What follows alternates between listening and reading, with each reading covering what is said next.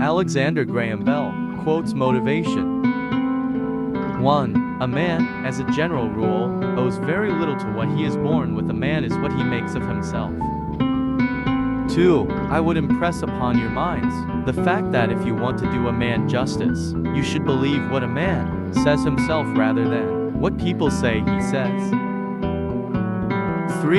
A man's own judgment should be the final appeal in all that relates to himself. 4. The most successful men, in the end, are those whose success is the result of steady accretion. 5. What this power is I cannot say.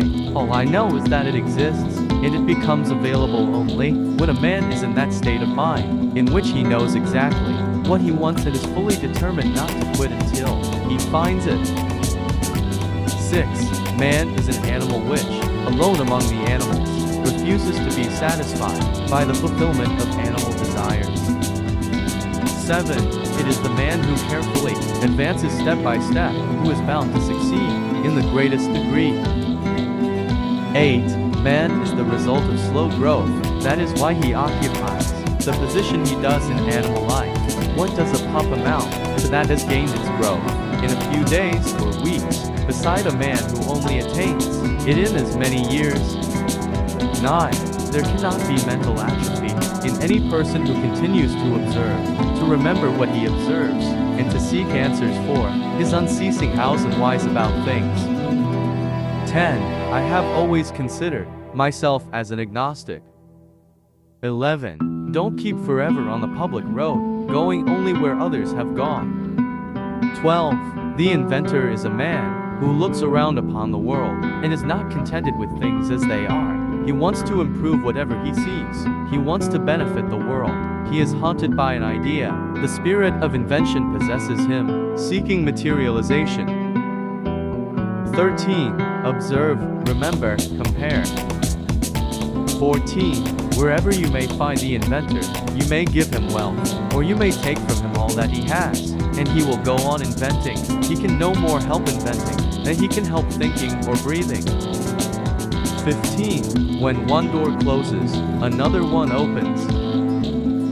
16. Leave the beaten track behind occasionally, and dive into the woods. Every time you do, you will be certain to find something you have never seen before. 17. Of course it will be a little thing, but do not ignore it. One discovery will lead to another, and before you know it, you will have something worth thinking about to occupy your mind, and really big discoveries are the result of thought.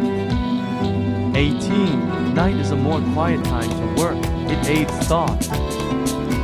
19.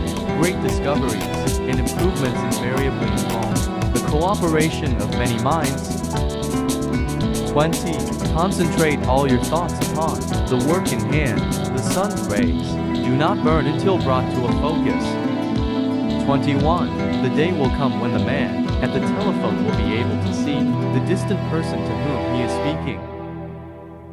22. The great advantage it possesses over every other form of electrical apparatus consists in the fact that it requires no skill to operate the instrument. 23. One day there will be a telephone in every major city in the USA. 24. The telephone will be used to inform people that a telegram has been sent. 25. Such a chimerical idea as telegraphing vocal sounds would indeed, to most minds, seem scarcely feasible enough to spend time in working over. I believe, however, that it is feasible, and that I have got the cue to the solution of the problem. 26. Watson, if I can get a mechanism which will make a current of electricity vary in its intensity as the air varies in density, when a sound is passing through it, I can telegraph any sound, even the sound of speech. 27. It is not, of course, complete yet, but some sentences were understood.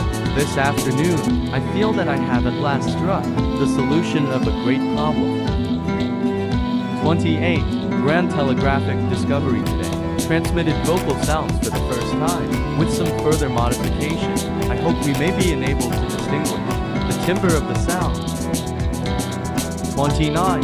In this experiment, made on the October 9, 1876, actual conversation, backwards and forwards, upon the same line, and by the same instruments reciprocally used, was successfully carried on for the first time upon a real line of miles in length. 30. The day is coming when telegraph wires will be laid onto houses, just like water or gas, and friends converse with each other without leaving home. 31. Ordinary people who know nothing of phonetics or elocution have difficulties in understanding slow speech composed of perfect sounds, while they have no difficulty in comprehending an imperfect gabble, if only the accent and rhythm are natural. 32. From my earliest childhood, my attention was specially directed to the subject of acoustics, and especially to the subject of speech, and I was urged by my father to study everything relating to these subjects, as they would have an important bearing upon what was to be my professional work.